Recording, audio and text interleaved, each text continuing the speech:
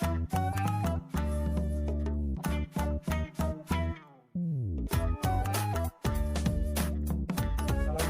warahmatullahi wabarakatuh. Perkenalkan, nama saya Herdiansyah Wahyu Saputra.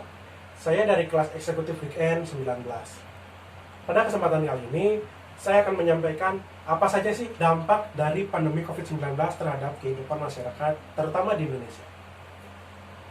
Seperti yang kita tahu bahwa pada tanggal 31 Desember tahun 2019, Organisasi Kesehatan Dunia atau WHO ini menerima laporan kasus pneumonia di kota Wuhan, Provinsi Hubei, China.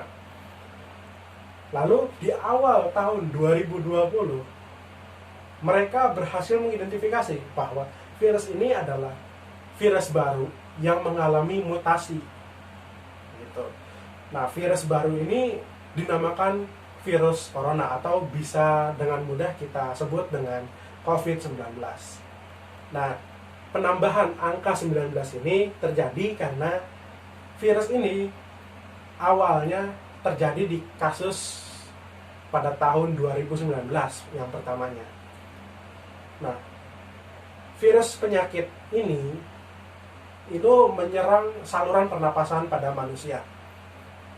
Dan sejauh yang kita tahu bahwa COVID-19 ini telah menyebar di berbagai negara dalam waktu kurang dari 2 bulan. Dalam kurang dari 2 bulan ini, virus ini telah berhasil menyebar lebih dari ke 100 negara yang ada di dunia, termasuk Indonesia. Di awal pandemi ini telah lebih dari 111.000 orang terinfeksi oleh virus corona dan lebih dari 3.800 orang juga telah meninggal dunia akibat dari efek virus yang menyerang manusia. Nah, dampak yang ditimbulkan oleh virus ini sangat beragam. Misalnya terjadi di kehidupan sosial masyarakat, lalu ekonomi masyarakat, pendidikan, pekerjaan, politik, dan lain sebagainya. Untuk mengurangi penyebaran COVID-19 ini, di negara maju misalnya, pemerintahnya itu menerapkan sebuah kebijakan yang bernama lockdown atau mengunci atau menganjurkan semua warga negaranya untuk tetap berada di rumah sampai pandemi berakhir. Hal ini dilakukan agar warganya tidak keluar rumah untuk mengurangi penyebaran dari COVID-19 di dunia ini.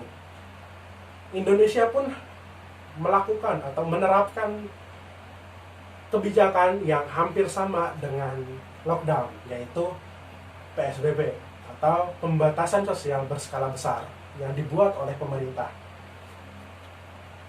Lalu, apa saja sih dampak dari pandemi COVID-19 ini? Yang pertama, itu ada dampak terhadap kehidupan sosial masyarakat. Nah, pada awal masuknya virus COVID-19 ke dalam Indonesia, ini membuat warga Indonesia atau masyarakat Indonesia ini sangat ketakutan karena virus ini dengan sangat mudah bisa menyebar kepada orang lain.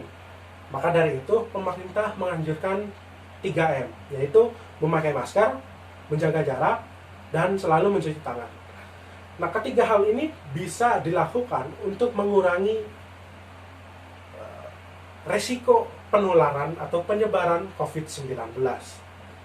Karena dengan kita menutup mulut atau memakai masker, menjaga jarak, dan mencuci tangan, itu virus yang menempel pada tubuh kita itu bisa dikurangi karena kita mencuci tangan itu menggunakan sabun.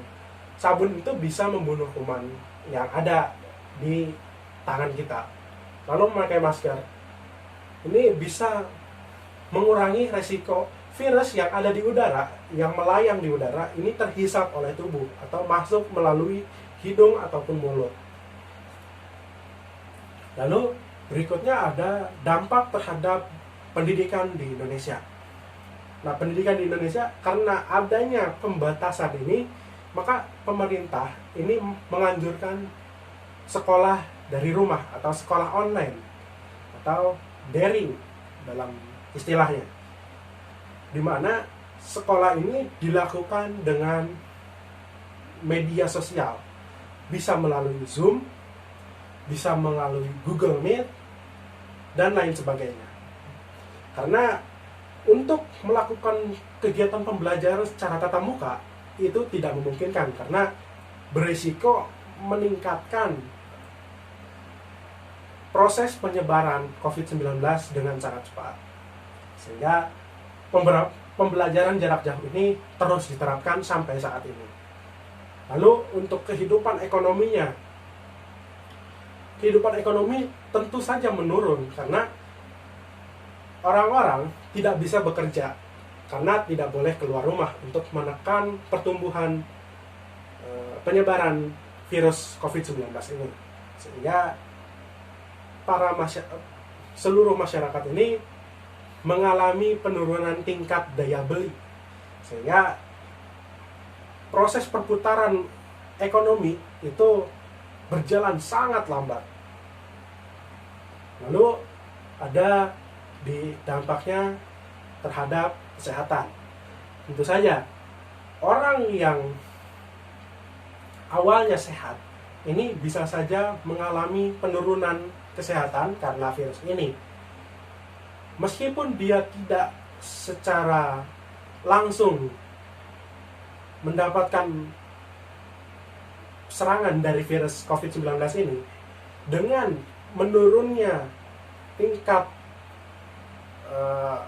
kewaspadaan kita terhadap dunia luar, kita bisa saja menurun mentalnya, dan itu menyebabkan daya tahan tubuh kita juga meskipun sedikit itu menurun. Mungkin itu saja yang bisa saya sampaikan. Mohon maaf apabila ada kesalahan dalam pengucapan. Wabillahi taufiq wal hidayah. Wassalamualaikum warahmatullahi wabarakatuh. Dan juga jangan lupa untuk mencuci tangan, menjaga jarak, dan selalu menggunakan masker. Ya.